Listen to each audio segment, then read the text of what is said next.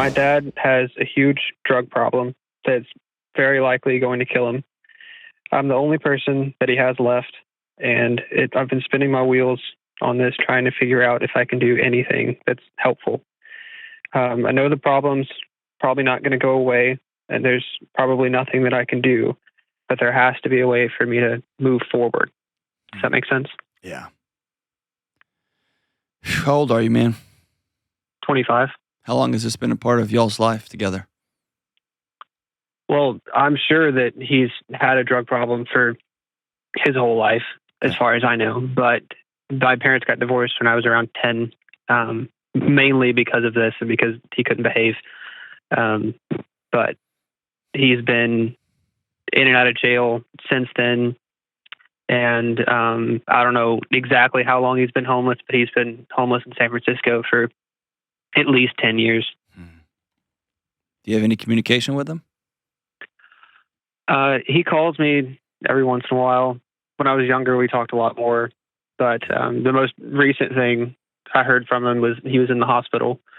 One of the nurses or whoever was taking care of him called me and said that he wanted to talk to me. And I asked how long he had been there, how many times he had been there this year, and they said 25.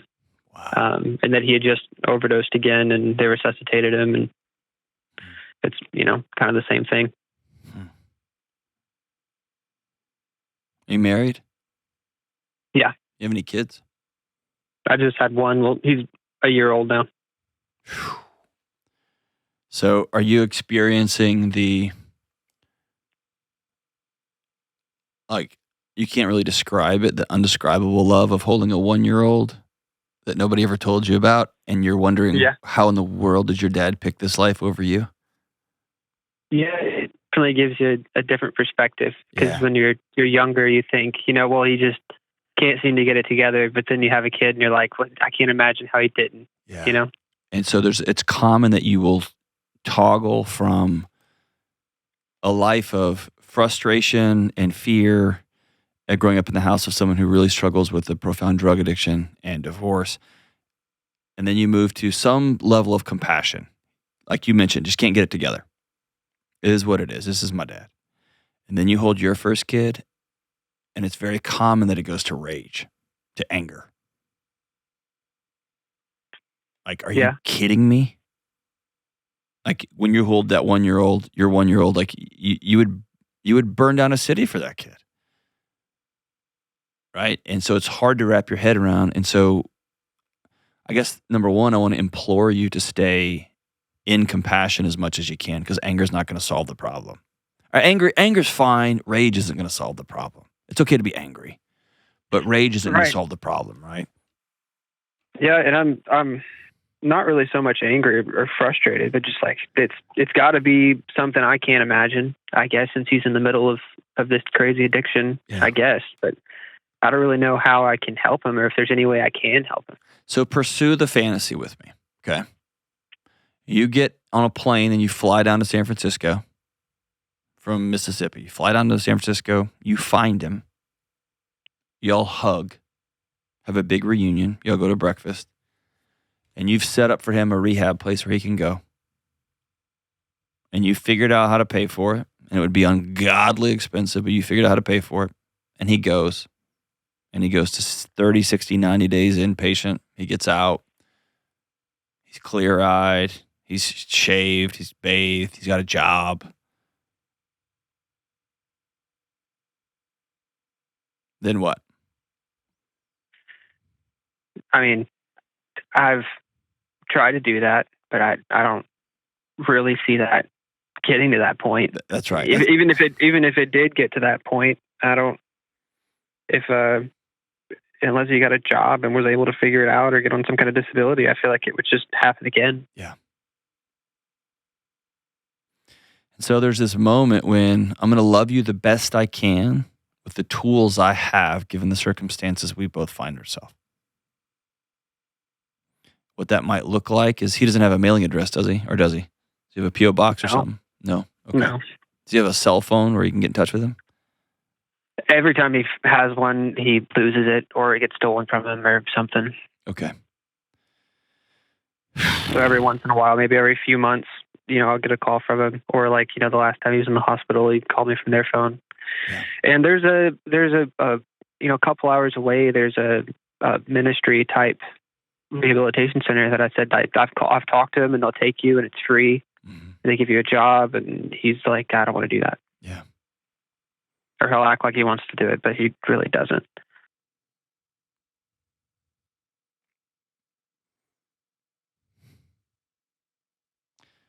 Sorry, this one's kind of catching a lump in my throat, man.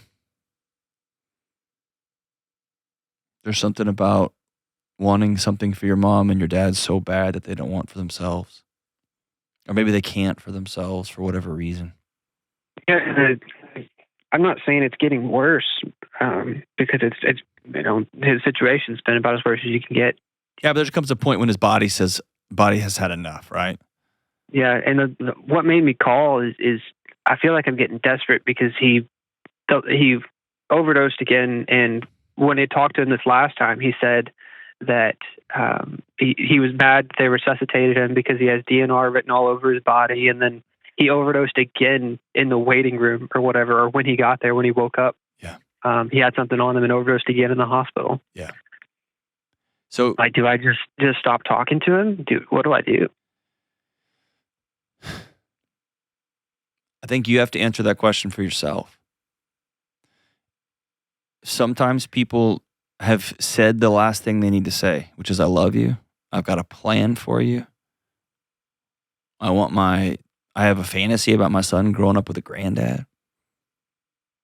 And when you're ready, I'll be here.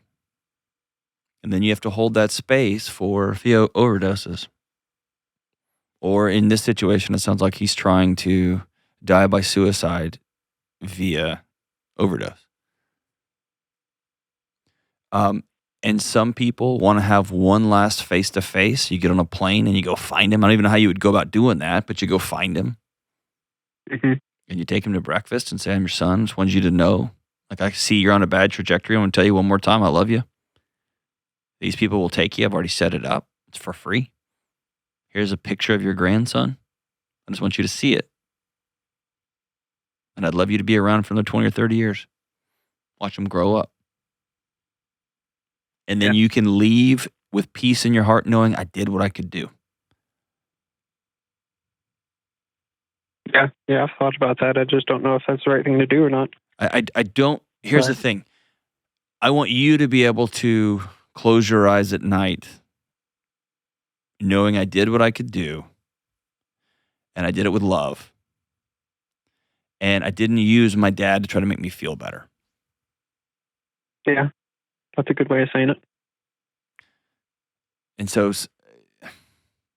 for whatever it's worth, man, it sounds like over the last 25 years, you've gone to the ends of the earth to try to get that man to see you and love you and to love those around him.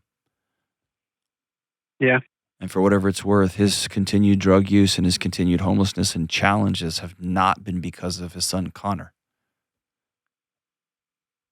Right. I'd be willing to bet he's been alive longer because you're in the world. Yeah, I hope so. And maybe it's a matter of writing him a letter and making one last flight this holiday season to say goodbye and just knowing I'm letting my dad go. Or maybe you don't even have to make that trip. You can write that letter and you can read it to your brother and sister around the Christmas tree this year, or you can read it to your wife and your 1-year-old and just know this is the year I said goodbye. I don't know what the old 5150, I don't know if you can force somebody into rehab in California. I don't know if you can make somebody who's dying of substance abuse in California go to rehab. I don't know what the rules are there. Yeah, I don't either. Most places it sounds unlikely that you could make somebody do that. Yeah, most places like a mandatory hold is pretty tough, especially over a long period of time. Yeah, and I talked about that with a hospital, and they offered him treatment as well, but I don't think he took it. Yeah, he can walk out the door. Right. Yeah, they released him, and I guess he just went back to the streets. Yeah, as far as I know.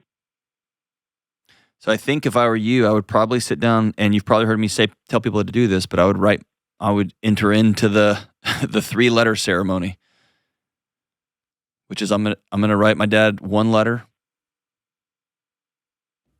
that says, "Dear Dad, here's what you gave me. I want to say thank you. It's a letter of gratitude. I'm 25. I've got a 1-year-old. Thank you for whatever. Find gratitude in your heart. It's made you more compassionate. It's made you be more open-minded. It's made you his struggles have made you make different choices in your life. Even if it's gratitude for thank you for painting a picture of what life I don't want." Then a second letter is one of anger. I can't believe. Say all the things that are in there. Write them down and get them out. And the third letter is a letter of honor, and here's who I'm going to become. Here's what you're going to miss. But it's a testament to our family tree is going to look different, and here's the role I'm going to play. And for most people who do this, it has a sense of just taking the cinder blocks out of your backpack that you walk around with every day. Yours will be a little more challenging because he's still alive. And most of us don't ever have to run up against this terrible feeling of, I would if I could, but I can't. Like, here's the limits of what I can do here. What's your wife think you should do? I don't know. Nothing in particular. Kind of the same thing as me. Of you talk to him and you tell him what you can when you can. But I mean, that's about all I can think to do. What do you want to do? I don't know. I don't really want to go see him, and I don't really want to deal with it anymore. But okay, listen. Listen. You have permission to make that choice. You're not a bad guy. Yeah. You're a good young man. You're a good new father. You're a good husband. I'll even go as far to say you're a good son. You've done what you could do.